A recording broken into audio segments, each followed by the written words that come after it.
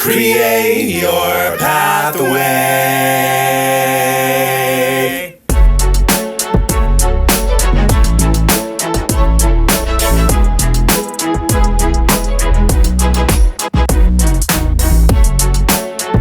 Welcome back to Create Your Pathway. I'm your host, Rory. I interview real people in real jobs so you can know what they're really like. Today we're talking about education, and I'm interviewing two people. Tyler Camp works at Itawamba Community College, or ICC as most people call it around here, and Dr. Derek Markley works at the Tupelo campus of the University of Mississippi. Now they work in the part of education that's specifically higher education, so college, university, grad school, and between the two of them, they have a lot of insight into what goes on behind the scenes with administration and faculty and actually like running a campus. But the education field is super big, all the way from like very early childhood education, primary education, secondary education, and then on up. So obviously the first thing we tend to think of is teachers, and then maybe the second thing you might think of is like being a coach or on the athletic staff at a university. But there's all kind of different positions and roles and specialties that you can have in an education setting. So the thing I want you to listen for in this interview is what makes it meaningful for them to actually work in education. So let's say you major in accounting. You could go do accounting in a lot of different places, but there are some reasons you'll hear in this video why it might be special to do it in the field of education. Let's step into the interview now.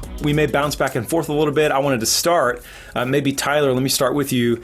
Tell me your role, or maybe tell me your title, and then obviously a title does not encapsulate everything that you do day to day, right? So roll that into what do you actually do in a day-to-day basis, and then after Tyler, we'll hear from you, Derek. All right. So a special assistant to the president and chief of staff at Itawamba Community College. That is all encompassing of so many things. Yeah. I like to joke and tell people that at the bottom of my job description, it says other duties as assigned. And day to day, it's everything from legislative work, working with our legislators to make sure that bills are being passed to be able to help not only the educational system, but the junior college system as a whole. So correspondent, speech writing for the president, strategic planning and scheduling for the office, strategic planning for the college as a whole, and then also to improve the efficiency and effectiveness of the president here at the college. And then on the chief of staff side of it is to help oversee the marketing, the community relations component, the community engagement, media relations, communication, sports information, and all of that for the institution, as well as serve as the liaison between our cabinet and the president and the staff and the president. So, great. And Derek, what about you? I am the executive director of two regional campuses for the University of Mississippi in Tupelo and Boonville. I am responsible for every aspect of operations under both of those roofs. So that with regard to classes, that's keeping the lights on, keeping the building in shape, keeping the grass cut, and my roughly 25 staff members that I have that report to me. So every day is a new challenge. No 2 days look the same, but it is very much like running two small universities, just not at the scale we have in Oxford, but just as important because they provide outreach to Tupelo and Boonville. Yeah, absolutely. So it's interesting to me. I think when people think about working in higher education, probably the two things that typically come to mind are either teaching or athletics. And so I'm excited that you guys get to represent like a little bit different perspective because there's a lot of different things that you can do in the field of higher education. So Derek, maybe why don't you continue, like give us the abbreviated version of the pathway that led you to where you are now. I was the first person in my family to attend college, and I was fortunate to get academic and athletic scholarships. Initially, the goal was to become a doctor, but a physician. After a year of freshman biology taught me that wasn't the case, I ended up majoring in history. When I graduated, I moved into a sales and business development position with the textile company. That led me to earn an MBA. My alma mater just happened to need someone, and they said, hey, would you consider applying for this position in our fundraising arm? I applied, I went back and found that I really liked higher education. I ended up going to Vanderbilt, earning my doctorate. And since then, I've been at a university in Tennessee. I moved to Central Illinois to work, and I've been here in Tupelo for the past 6 years. Okay. Man, and I didn't even know there was a campus in Boonville. Like I knew about Tupelo, didn't know about Boonville. So this is really interesting. So it sounds like, lots of diversity of experience, not exactly where you started, where you thought you were going to end up, which I've heard is a theme in a lot of the people that I've talked to for this podcast. Tyler, what about you? How did you get to where you are? So, born and raised in North Mississippi, came to Itawamba Community College as a student after graduating, was really involved at the community college level as student body president, working on campus as a student worker, graduated, decided to do an internship. We have a family friend that's a senator, so worked for his Senate office in Tupelo. Went to Mississippi State, got a job in the president's office at Mississippi State as a student worker. After graduating from Mississippi State, went to D.C., did internship in Wicker's office, Central Wicker's office in D.C. Had an opportunity to stay in D.C., but got a call to come back and come on full-time in the president's office at Mississippi State, basically doing special assistant work for Vice President Tuck. Then got a call from Itawamba to come. They had an opening for Alumni Foundation, so fundraising work. Did that for 3.5 years. Thought that I needed a change of scenery, I guess. Decided to do consumer and commercial lending at a bank. Did that for 14 months. Decided that is too routine. The position is the same thing every day, and that's not what I enjoy.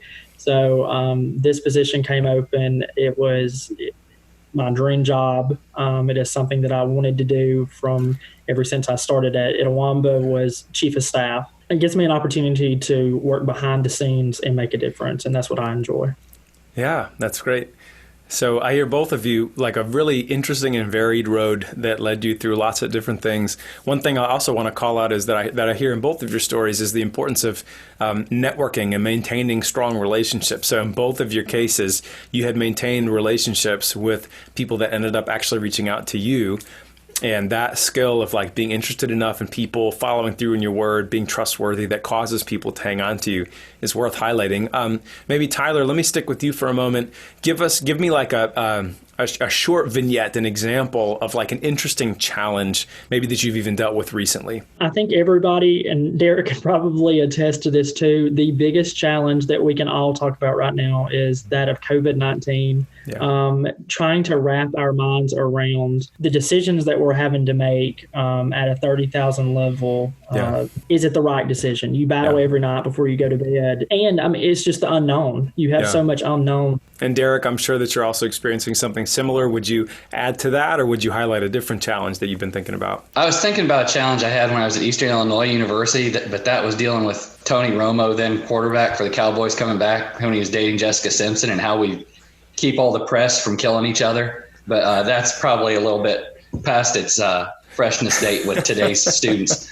I think it's COVID-19 because for me, I just highlight it's a cultural change. Ole Miss is a university that has had organic growth online. Today's students are very accustomed to taking classes online, down to middle schools. Now, I know in Tupelo, you can take at least one course online before you get to high school.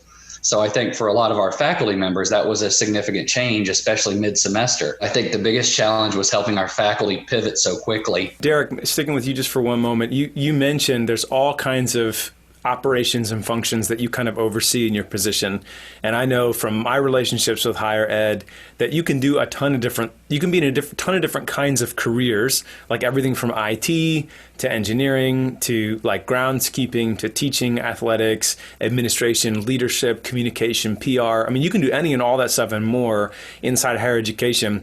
Maybe starting with you, Derek, just briefly, why would you suggest that somebody consider trying to pursue their career in a higher ed context?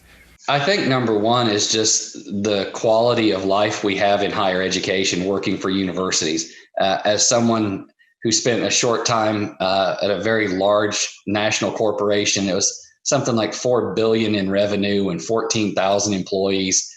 And it's just a different lifestyle. At universities, it's no less complex and it's no less difficult. But I do think that there's more of a team element at a university than you're going to find at many businesses or corporations. It's a quality of life issue. You just go somewhere and you're working for a mission-driven organization. When you have people and they're looking for these maybe big careers, a lot of people overlook the fact that Ole Miss itself, while not one of the largest universities in the nation, we're almost $1 billion annual operation. I mean, we are a large organization. So the opportunity's there. Yeah. Thank you. Tyler, what would you add to that? I mean, same thing. I'll echo Dr. Markley, but I will say that at Itawamba, we like to basically coin it as the ICC family. And that's because that's how we look at our employees. That's how we look at our students. We are nothing more than a family.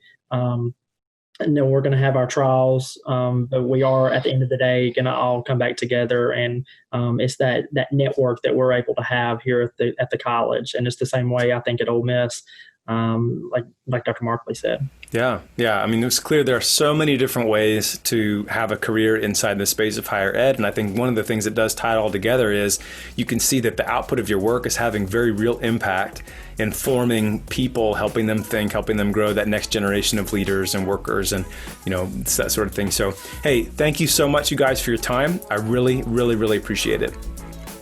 Thank you for having us. Thank you, Roy.